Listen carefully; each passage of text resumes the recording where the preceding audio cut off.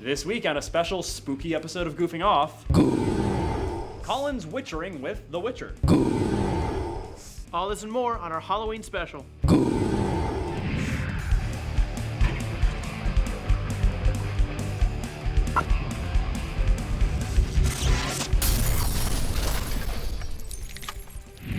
Welcome one and all to our Goofing Off Halloween special. I'm Pokemon Trainer Red. And I'm Charmander. Well, Red, what spooky, scary segments do we have in store today? Well, first, I've got a creepy show on Animanga. Up next.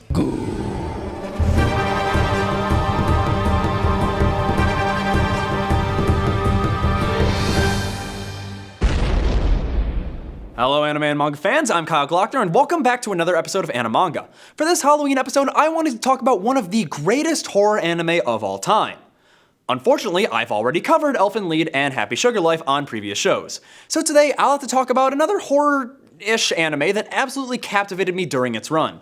That's right, I'm talking about Occultic Nine.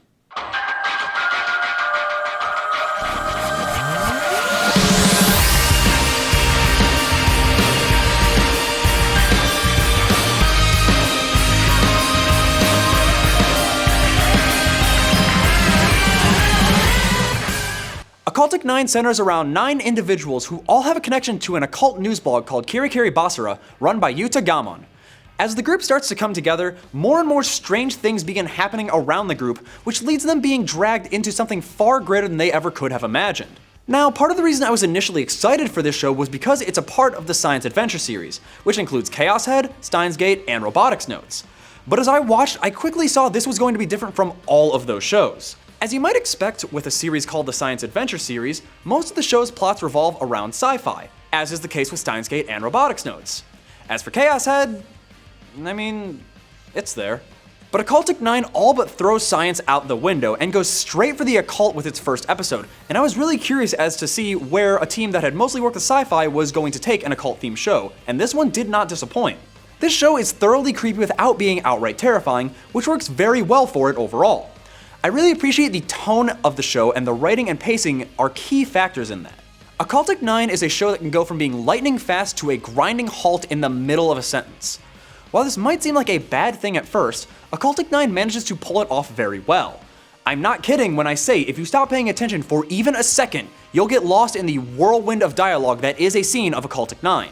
Even rewatching it, I had to slow down a couple times and really pay attention to what was happening in certain scenes. But like I said, this pacing really helps with the overall tone of the show, and if this wasn't an occult horror series, I really don't think it would work out. However, as each scene is rapidly flashing between different shots, dialogue is shooting across the room between characters, people are cutting each other off, interrupting each other, the music's getting quicker and quicker and louder, and it suddenly comes to a stop.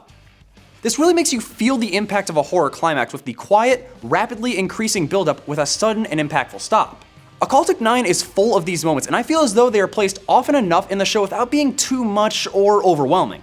Playing into the pacing of the show, the characters themselves are vital to the show being able to pull this off.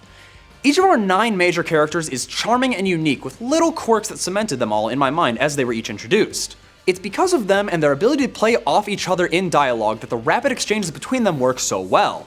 Each of them has this really dry humor in their dialogue that I can personally thoroughly appreciate, yet they pull off some very serious and heartfelt moments throughout the 12-episode run, which leaves us with what I feel is an incredibly unique experience as far as the characters are concerned.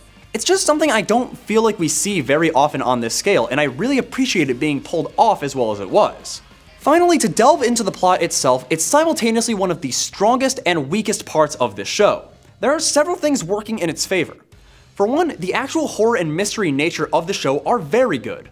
The big twist of the show happens at the very end of episode 6, and until then, I was thoroughly stumped as to what was actually happening. However, after that point, it really just feels like some explanations and reasoning are sort of rushed, especially in the last 2 or 3 episodes. More so than I can justify by saying, oh well, it's a cult. On top of that, the ending itself didn't sit super well with me for reasons I can't go into without major spoilers. But in my honest opinion, this doesn't really detract from the quality of the show very much at all. Overall, I think Occultic Nine is a solid entry in the Science Adventure series and is an excellent show for anyone looking for an anime horror fix with mostly excellent writing and characters to add to that mix. It's definitely a show you'll need to devote your time and attention to, but I believe it's well worth it in the end. Occultic Nine was directed by Kyohei Ishiguro, written by Junpei Morita, and animated by A1 Pictures, while the original light novel was illustrated by Paco and written by Chiyomaru Shikura, who is the man behind Steins Gate. It rightfully sits as my second favorite entry in the science adventure series, so go check it out. But that's all the time I have for today, so let me know what you think by tweeting me at ZTV Goofing Off using the hashtag Animanga. Until then, I'm Kyle Glockner, and this has been Animanga. 1, 2, 3, 4, 5, 6, 7, 9. Hey, buddy? What's up? That's not normal Pokemon, is it? Nah, it's not. I don't like it. It looks scary. You bet it is. And you'll find out exactly what it is up next on Pokegoofs. Hello, everyone, and welcome back to a special episode of Pokegoofs, Halloween edition. My name is Matt Reed. And I'm Kyle Glockner, and we have something truly, truly special for you today. This isn't leaf green. This isn't even green. This is barely gold or silver. We have a game called Pokemon Lost Silver, and what that is it is a ROM of a creepypasta.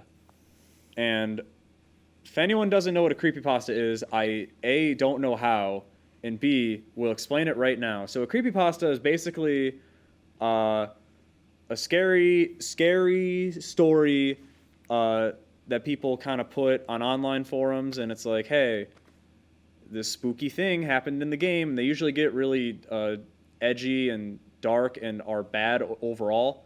Some of them are half decent, but what this is someone wrote a creepypasta and another person turned it into a playable version, which is what we have here right now. So basically, if you know the story of the creepypasta, you can kind of figure out what's going on pretty quickly. But Matt Reed here does not know the story of Lost Silver. So he's kind of confused right now. I never liked creepypastas. I never, went down the rabbit hole on them. I just kind of I know what they are. I know they're the thing. See, I They're okay. I I'll don't just really leave care them for alone. them that much. I think the really bad ones are funny, but I think these are really cool where people will take the creepypasta and actually make the game version of it. I mean, I don't know, it's just cool to me. Well, Matt, Switch. enter is start. Yeah, I you know, can kind of but- just check out what's going on here. Hey. Whoa, what's going on there? Hurry! Unknown. Which unknown, though? Yeah, we gotta go in. Let me see them. L, I think. Down goes to the next one. E. Is that an A? Yeah, it's A. L-E-A. That's V. It's kind of V. L-E-A-V-E. I can't read. Leave. Like fall, Leave. like leaf. Oh. And then you got hurry. Oh. Wait. I want back in. What are you? Yeah, all right. It's running. It's your Cyndaquil. Also, in case anyone hasn't gathered, this follows the story of the creepypasta, like I said. So what we have is what we got. You don't got any items.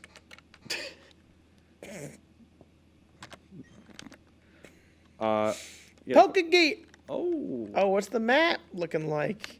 we're in the void, Mr. Reed. All right, well, there's only one option. Just gonna have to Just gonna have to leave the game. Post Malone, don't all right, betray Matt. Well, you've me. made it to the second stage of Lost Silver. Don't betray me, Post Malone. When I was playing this earlier, Unknown. because I Wait, does he know attacks? they have hidden power. Ooh. It's like the only move Unknown gets. I know. When I was going through it earlier, because I have heard a tale of the story and played it before, so How do I unflash? Close your eyes. But yeah, I can't even run. That's the That's the scariest check part your of stuff this real game. quick. See if that's still going on. Oh, the map? Check your profile. ... Oh, wait a minute. I have so much money. We're rich. Look at that, guys. He got all the Pokemon. Pokegoofs. I don't need to play this game anymore. I'm gonna quit. Did you get all the badges? All right, we're good too. All right, yeah. Yeah, we beat him. All right, so thanks for joining us, guys. If you want to know any more, tweet us at. Uh-oh. Oh. Spooky. Oh, what's that, Mr. Reed? I don't know. I don't know how to read. Matt, it's in your name, please. Yes.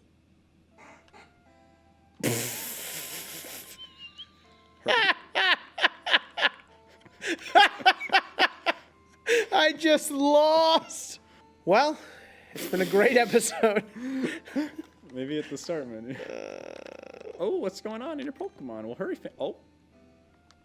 Hurry, what's dude. going I'm a on ghosty here? now, boys. You gotta go from the top.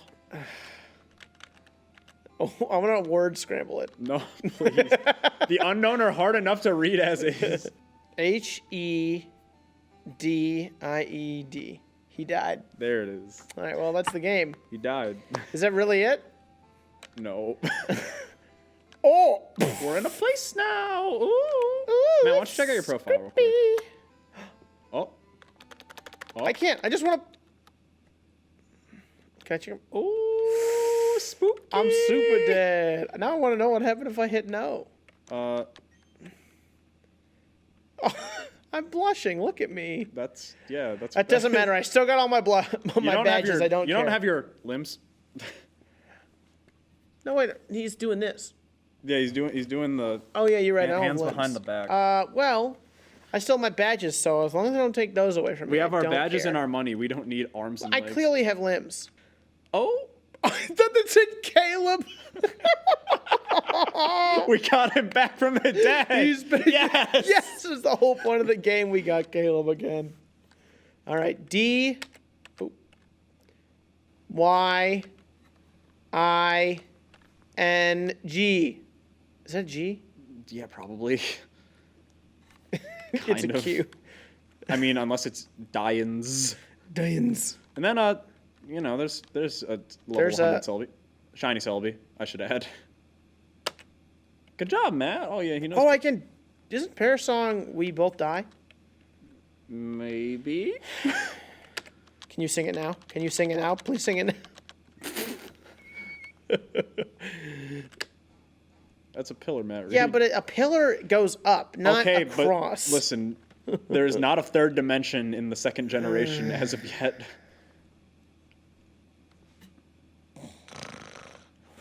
He's asleep, folks. Now I can draw in his face.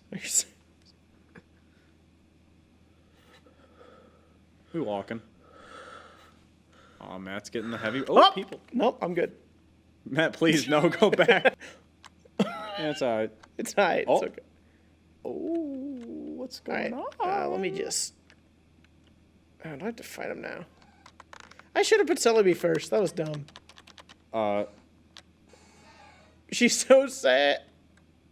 Yeah, it's a level 255 Pikachu. Well, I can't. I have to attack. Yeah. Can I try to steal his Pokemon? No. You can't call in long this. You can't just steal his sad Pikachu.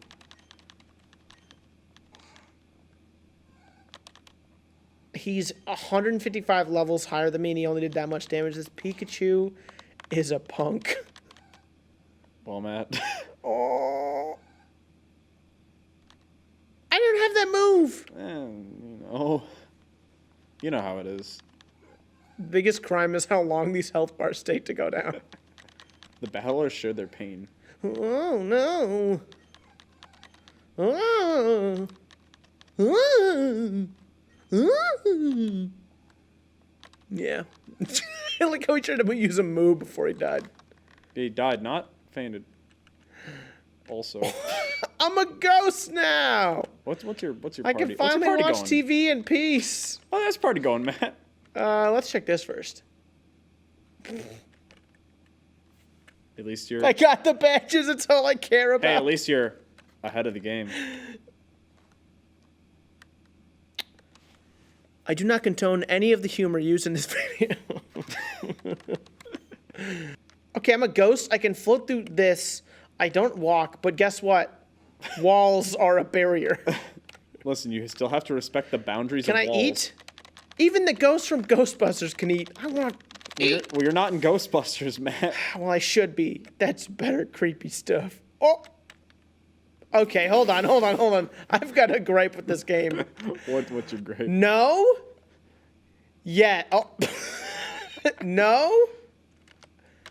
Yes. Matt, you're a ghost. You still have to respect physical boundaries. This is a physical boundary. That's a doorway. I'm going back to my room. Please don't. All right, looks like I'm alive again. So, Cal, how was your day? Oh, Yeah, I don't really care. bye. Bye. Oh no! Ah, spooky. Okay, well, whatever. What's your Pokemon? What you got, buddy? No, the first thing I always check. No! The badges are gone. The cruelest fate has befallen you. Now I must fight to save my. Wait, where my Pokemon at? Sorry, bud. You're dead. I'll never know that part. Well, is that the end? Yeah. Is it really? Yeah. So, like, I don't remember the full details of the official story, but it's like, yeah, you kind of died.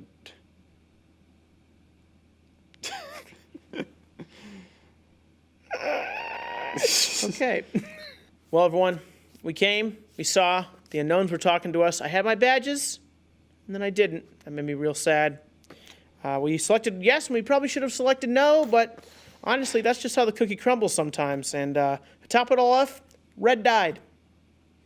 So, yeah, that's sad. But if you want to see more of us playing weird, creepy pastas, make sure to tweet us at ZTV Goofing Off using the hashtag PokeGoofs. My name has been Matt. This is... Oh. Yeah. All right. Well, I guess that's it. See you later. Man, Kyle, I sure do wish there was someone who could talk about Halloween updates for Rocket League and Hearthstone in a segment-like format for my viewing pleasure. Good news for you, Chief. Cameron's here to do just that. Up next on Esports Unzipped.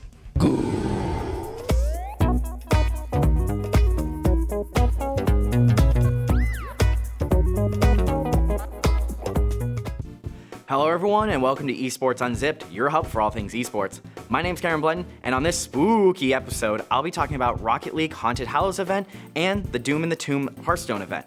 One of these things is not like the other. Can you guess what it is? The Rocket League changes are just cosmetic and a change to the map. The Hearthstone one affects actual gameplay and changes to how the pros play. So without further ado, let's get started. The Haunted Hallows event pays homage to Stranger Things.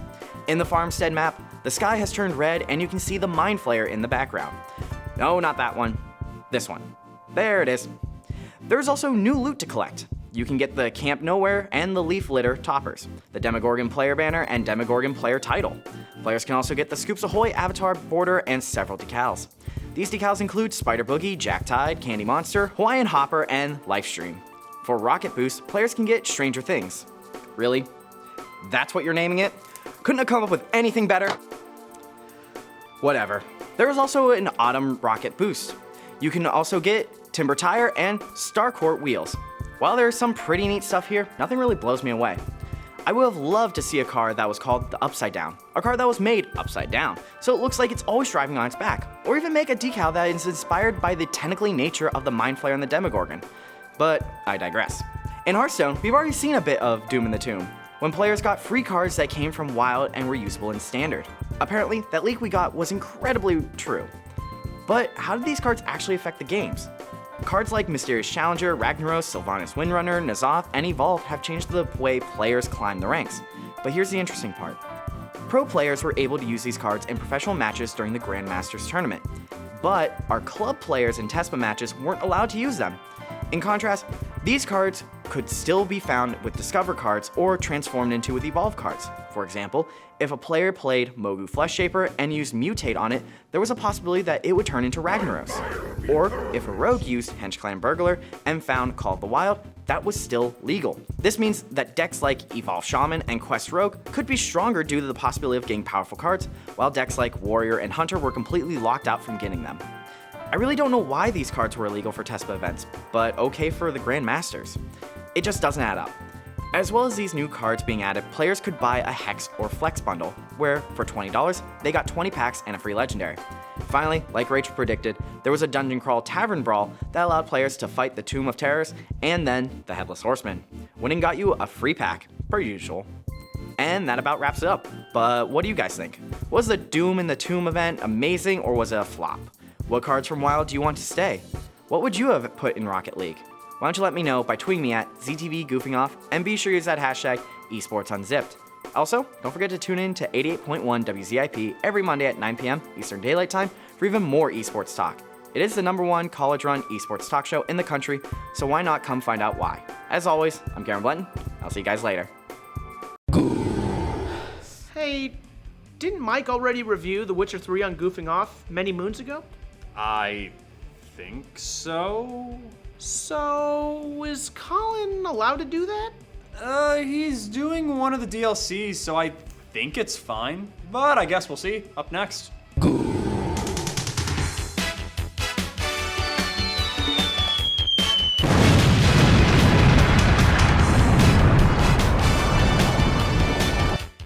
Hey fellas, this is Colin here and watching Magic Strawberry. For this year's Halloween episode, I thought I would cover something very near and dear as it pertains to what I consider my favorite game of all time, The Witcher 3 Wild Hunt. But seeing that the magnificent mainstream Mike has already reviewed it and that the plot to the game itself doesn't really delve much into horror, my attention instead laid on his 20-hour expansion, Blood and Wine. I know that Blood and Wine is actually lighter in tone than the rest of the game, but it's got a murder mystery involving vampires, so it counts. This is The Witcher 3 Blood and Wine. As I said earlier, Blood and Wine is much lighter in tone than the rest of the game, where before we roamed the war-torn lands of Belen, the crime-infested walls of Novigrad, and the brutal isles of Skellige, we're now brought to Toussaint, a vassal state to the Nilfgaardian Empire, with Renaissance-inspired architecture and vibrant colors as far as the eye can see.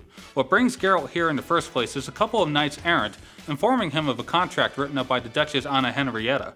From this, Geralt learns of a series of murders happening in Beauclair, Toussaint's capital, which are perpetrated by the so-called Beasts of Beauclair, and he heads there at once to begin investigating. The second you enter Toussaint, it just feels like a different game. Everything from the score, the brighter and more saturated colors, the blue mountains in the background, it's completely antithetical from everything we've seen from the game thus far. A character that's as grim and morbid as Geralt feels oxymoronic, coming within even 20 miles of this place. Blood and Wine is first and foremost centered on vampires, including Regis, a faithful and beloved companion of Geralt's in Andrzej Sapkowski's novels. Though I will say this introduction relied heavily on players knowing that in the first place, and would definitely be lost on anyone seeing him for the first time. Nevertheless, Geralt becomes intertwined with Regis when they both find out they were both after the Beast of Beauclair, which turns out to be a vampire named Detloff, who, like Regis, is a fellow higher vampire, the apex race of vampires who can only be killed by another higher vampire. It turns out, however, that Regis is protecting Detloff because he owes him a debt that can never be paid, and insists he can appeal to his good nature to stop the killings.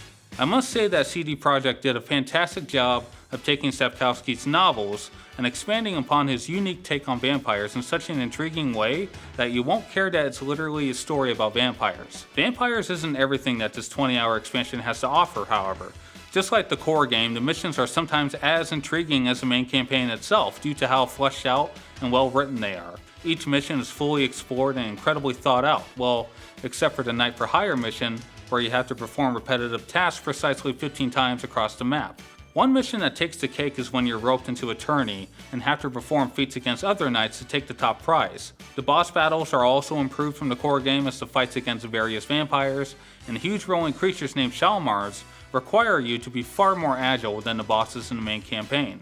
You can also dye your armor for the first time in Blood and Wine, and some colors like turquoise are often more abundant than others, and much to my chagrin, black was the hardest to find, so your best bet is to just find the recipe and make them yourself.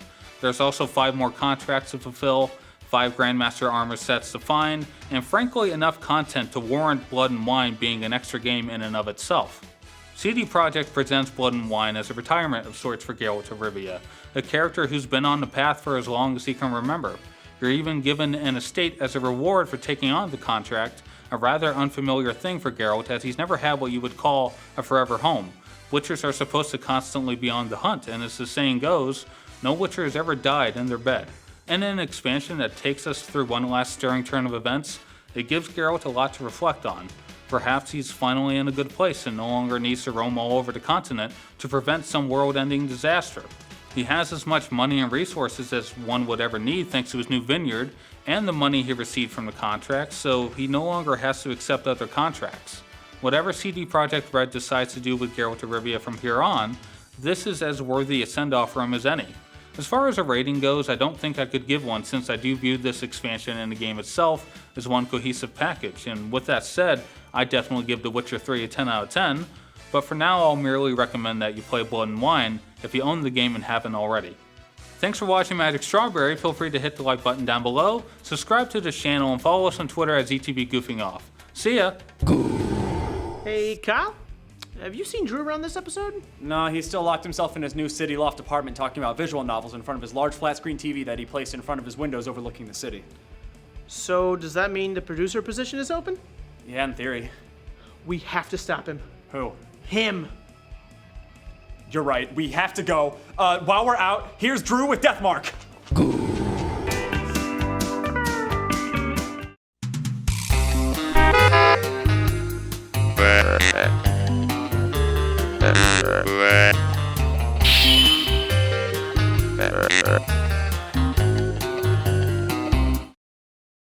Yes. Begin the visual novel review. Well, folks, here I am back in my beautiful loft apartment once more for another visual novel review. Tonight's review is about a visual novel I kind of stumbled upon and picked up on a whim. You know, one of those where you walk into the video game store, see it on a shelf for kind of cheap and not at all for $40 and go, yeah, let's give this one a shot. Not expecting it to be fantastic, but then a day or so later, you're knee-deep in the story and your controller feels like it's molded to your hands. That was pretty much my experience with tonight's topic, Deathmark. Deathmark is a horror-themed visual novel that centers around this guy. He's one of those guys who's named by the player, so we'll call him MC. You begin Deathmark by listening to two girls tell each other a scary story about, you guessed it, the Deathmark. They say that once you get the Deathmark, you suffer memory loss, and after a certain amount of time, you will, die. It then cuts to MC in front of a huge mansion that he won on a lottery and, wait a minute, wrong mansion, I mean this mansion. The MC doesn't remember who he is or anything about his life. He does, however, have a strange burning mark on his wrist. He also has a business card to a spiritual healer. Under the assumption that he came here to help with this mark, he goes into the mansion. Without giving away too much else, you end up meeting a living doll named Mary, who offers to help you get rid of the Deathmark. You also meet other victims of the Deathmark, whom you help get rid of the Deathmark by defeating spirits who have some sort of connection to each individual and how they obtained the Deathmark, all while attempting to get rid of your own Deathmark. One of the things that drew me in immediately was the setting. This game is based on Japanese urban legends, which are both very creepy and very engaging to read, and of course experience. Japanese urban legends are known to be quite brutal and graphic, but in very unique ways. Deathmark is no exception. This game is not for the faint of heart. Many of the visuals and themes during the game are outright scary and disturbing, but with that tinge of Japanese legend charm associated with them. That brings me to my second reason why I bought this game. The art, of course! Deathmark has some of the most amazing visuals I've ever seen in a visual novel. I'd even go so far as to say that it has some of the best visuals I've seen in a video game, period. Everything has this dark, gloomy look to it that of course is present in most horror games, but rarely does it look as beautiful as this. The detail on the backgrounds, how many different shades of color that can be put into one image of a dark classroom astonishes me every time I look at the game. Their uses of blues and greens really sets it apart from the rest. In particular, the special story shots and the monster designs are some of my favorite parts of the game. Some can be genuinely gross and creepy. They can make your stomach churn, and me, being the lover of horror stuff that I am, absolutely love every moment of it. The art is only half of a whole point though, because Deathmark flawlessly combines its beautiful art with its incredibly creepy atmosphere. Deathmark's sound design consists of lots of ambient sound effects, like old creaking in the school or bushes rustling in the forest, footsteps, laughing, crying, etc., in order to make the environments you're exploring make you scared to move at all times. Let's just take a listen real quick so I can show you exactly what I mean.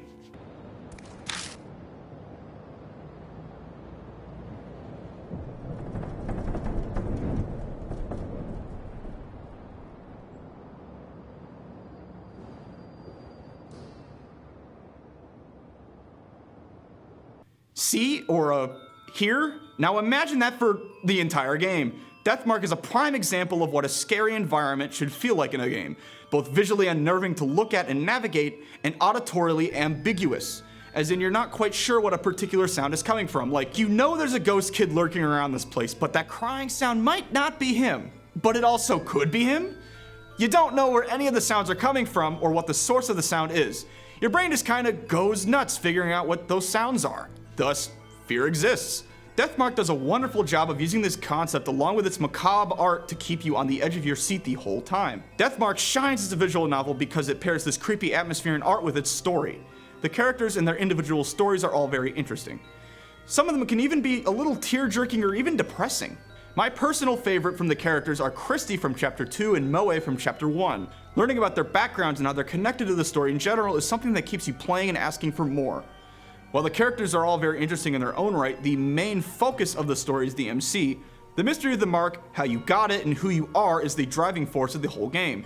That's one of my main gripes I have with this game. I really enjoy the mystery of the player character. It's really interesting and a good driving force for the story, but on the other hand, I also enjoy the characters it presents as partners as well.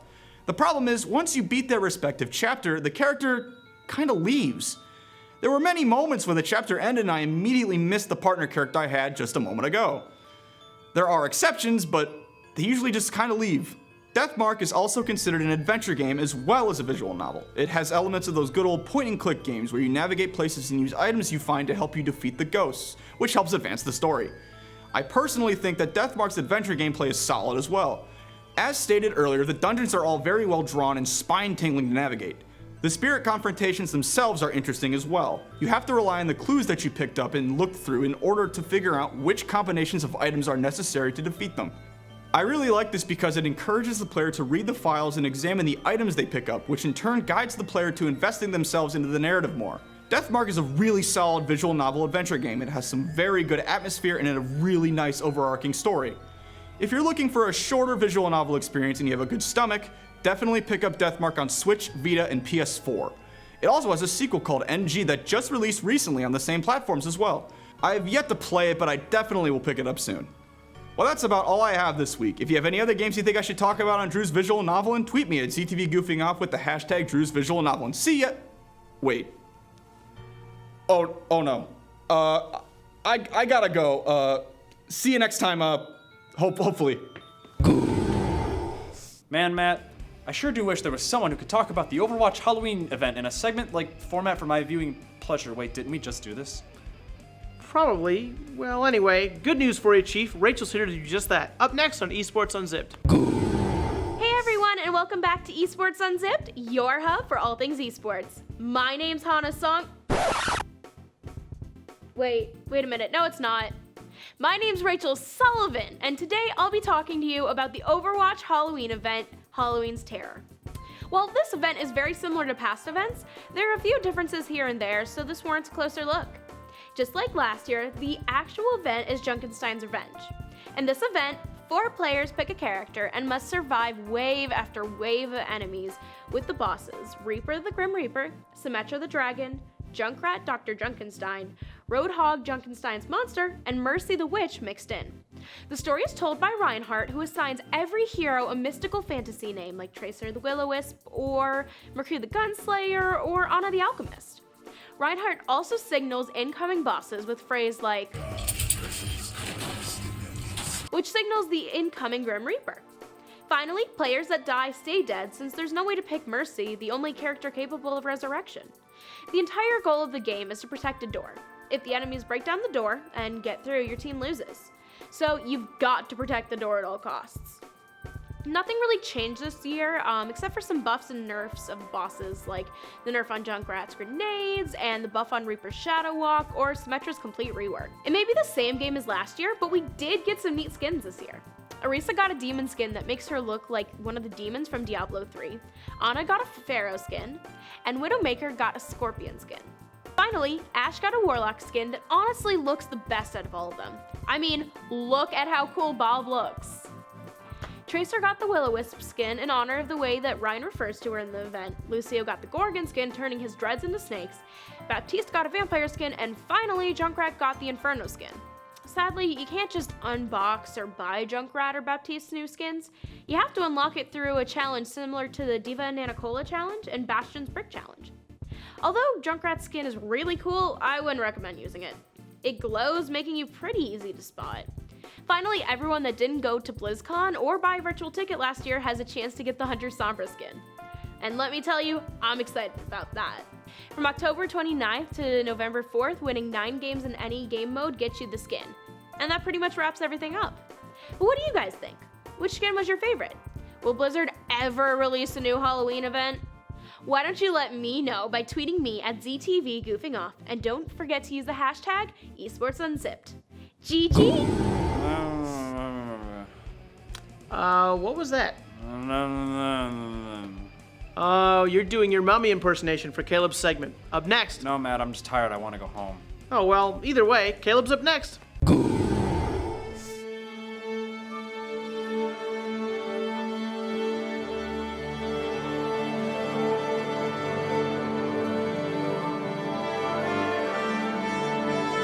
Oh no.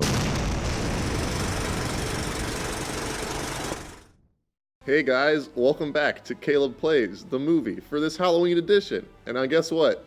You guessed it, we're playing toilet paper games. Psych, we're playing The Mummy, and not just The Mummy, The Mummy, Tomb of the Dragon Empire, and to my right I got Charmander? Oh wait, it's Matthew Reed. It's Matt Reed here. I'm going to be playing this game with you, and I'll be honest, I don't think I've ever seen this movie start to finish. So I've seen it start to finish more than once. Less than 2 times, but more than once. So, I mean, I like The Mummy quite a bit, like the first one. Mm-hmm. It's the best Mummy movie out of 1. Well, you haven't seen the Tom Cruise one? No, that one's bad. It's really bad. It's pretty bad. Tom Cruise is a mummy at the end. Spoiler. You didn't give any spoiler warning. It's all over. Thanks a lot, canceled. Caleb. All right. Oh, they use actual movie footage. Yeah, this is just... Oh, that's right. It's just a movie game. This is a movie game, so they're using footage. For some reason, I was like, wow, what a cheap knockoff. I was like, wow, these graphics are good. This game is from 2008, I believe. Honestly, this kind of looks like, with the quality is, this kind of looks like video game graphics today. Yeah, it's kind of... Somehow this movie from 2008 looks worse than... like Red Dead. Where's the mummy? Which one of them is the mother? Mummies are like cool inherently. I always think about, okay, what is the thing I could probably fight off the least effectively? A mummy. A werewolf, because it's way stronger. But a mummy is just like an animated corpse. And you just kick it and your foot goes right through, and the mummy's like, well, guess I lost that mass of my body I can never use again.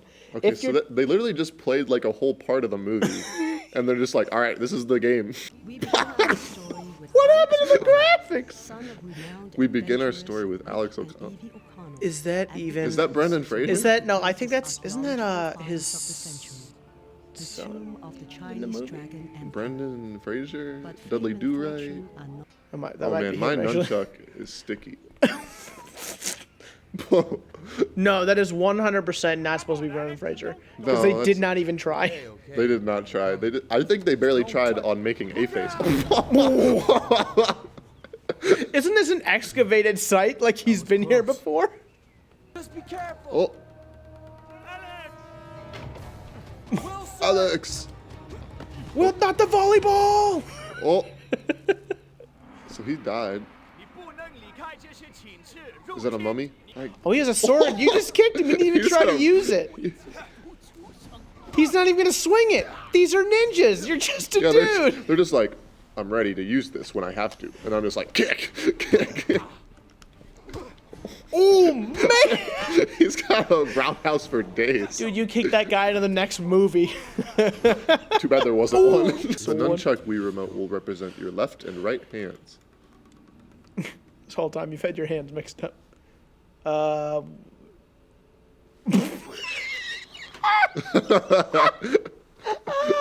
Yeah, this is why the Wii's great.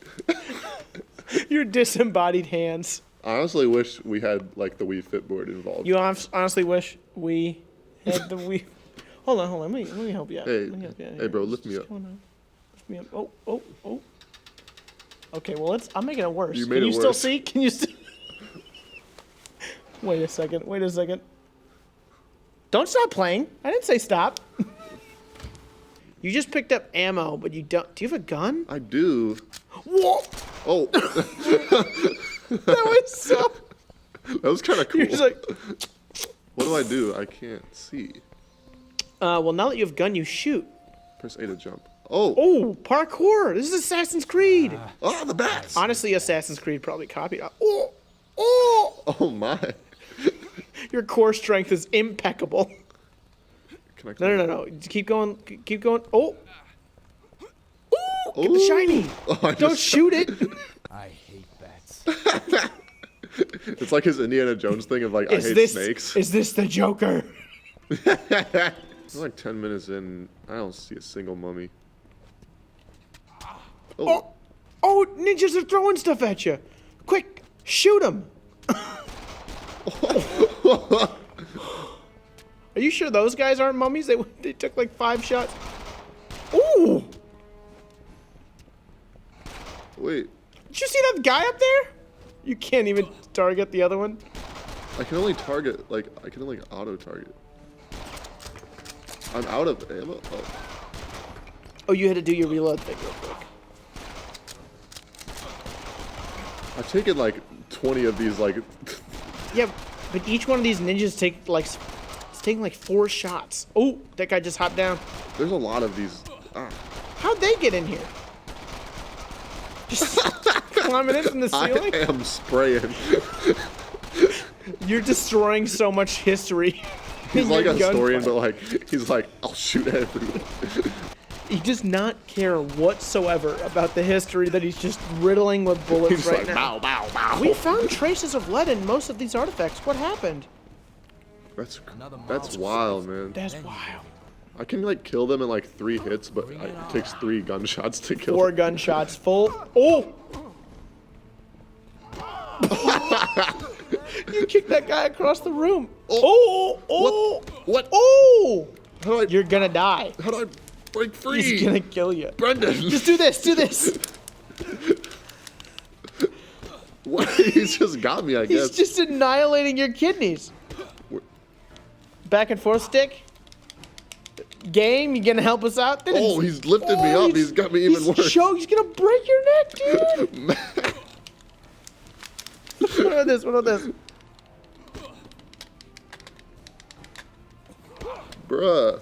He got me though. What about this? How do you shoot? You're just gonna Deep. die. It's just death. It's just watching this slow death. If I can't, my Look mummy at, costume. you're cool, dude. My mummy costume is even infuriating. What about the triggers down there on the? Wait. Oh! Now you can't mess up whatsoever. You're so low. Boss could afford. Thanks for telling me that, game. It's not like they told me that in the movies. It's just. What are you gonna do? You gonna You gonna grapple it?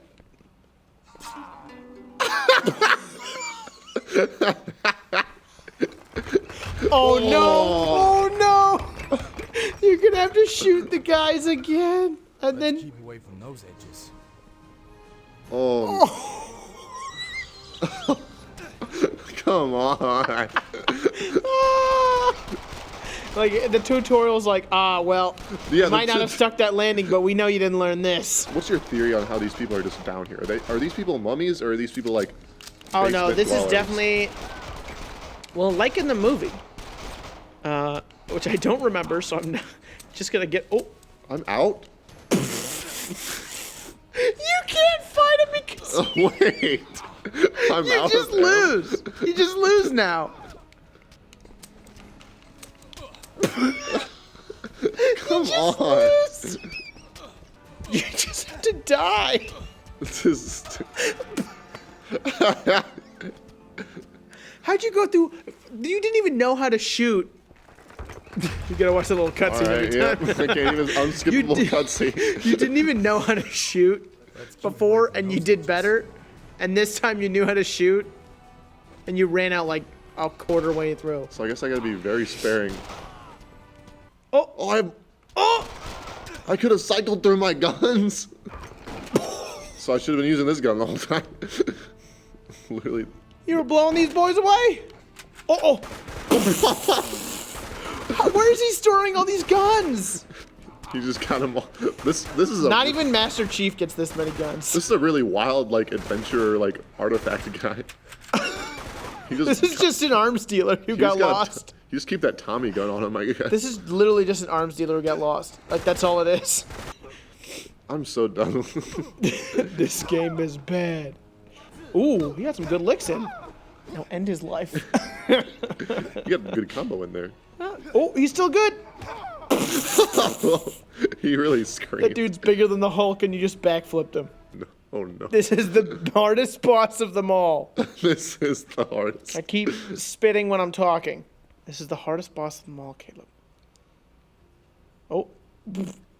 Almost. I'm really scared. You like jump and then the cutscene comes in. It's just you in the cutscene. Oh!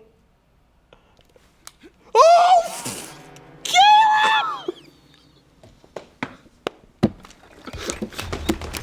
No! No! No!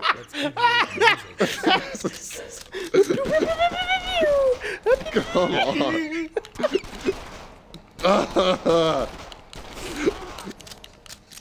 I'm gonna become a mummy by the time I finish this tutorial. I can barely even breathe in this mummy suit. I don't even know how mummies do it. Psych, they don't breathe. Oh man. Just. What's my approach? Just gets the Should I, chain. like, run towards it? Yeah, 'cause that way you can straighten out more. If you think you can.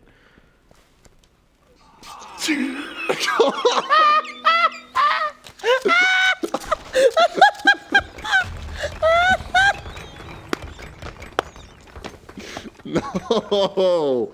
You ran and you're like.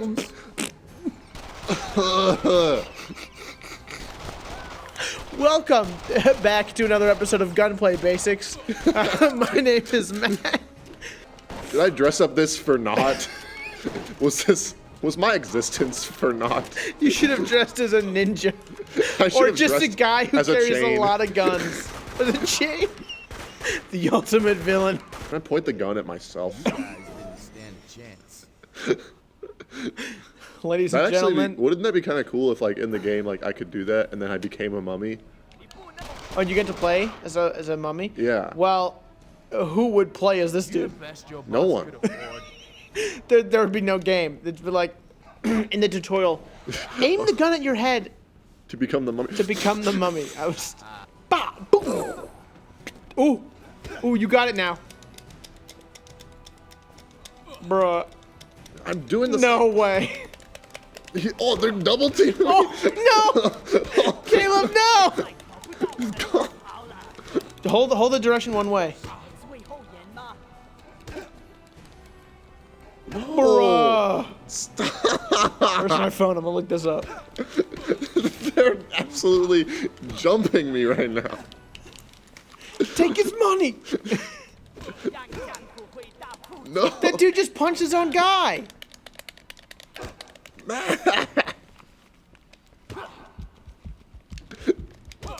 No! No! No! What? This is like Assassin's Creed if it was the worst game ever. That was Bane. You're right, dude. Throw him off. Throw him away. Throw him to his death. It wasn't. Oh no! No! Oh! Yes! Yes! You did it, dude. Now can you grab? You didn't even come close. The chain. Did you just get Brooklyn for a second? You didn't even come close. Well done. You've learned the basics of All right, grappling. put the gun time. away. 'Cause you Wait, I don't think I jump. I bet I don't jump to it. can't. Okay, you really want to test that? I bet I shoot it.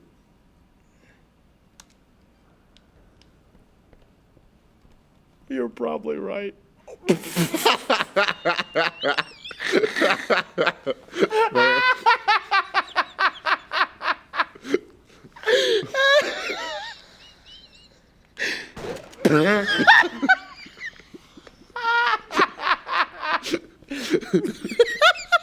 way, you're kidding.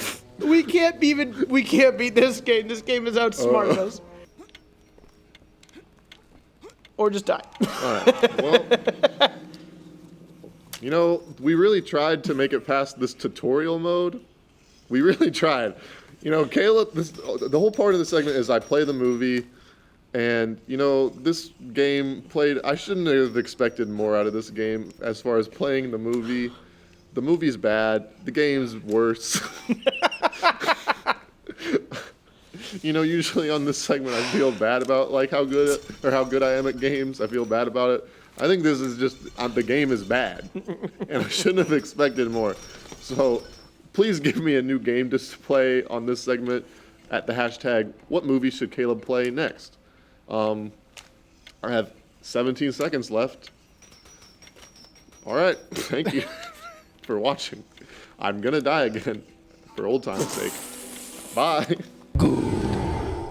Well, Red, looks like that's it for the Halloween special. Yeah, unfortunately, Juan was too scared to play another game with us this year, so that's all we got. Well, with that, remember to like us on Facebook, follow us on Twitter and Instagram, subscribe to us on YouTube, and don't forget to follow us on our Twitch channel to keep up to date on our live streams, including our upcoming Luigi's Mansion 3 25-hour live stream.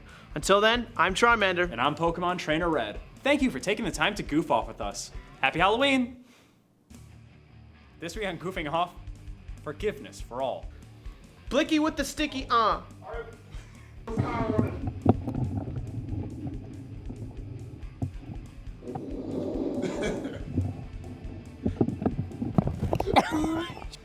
Wait, I haven't Josuke posed yet. Josuke pose. Josuke pose. Thus, happy Halloween! Die!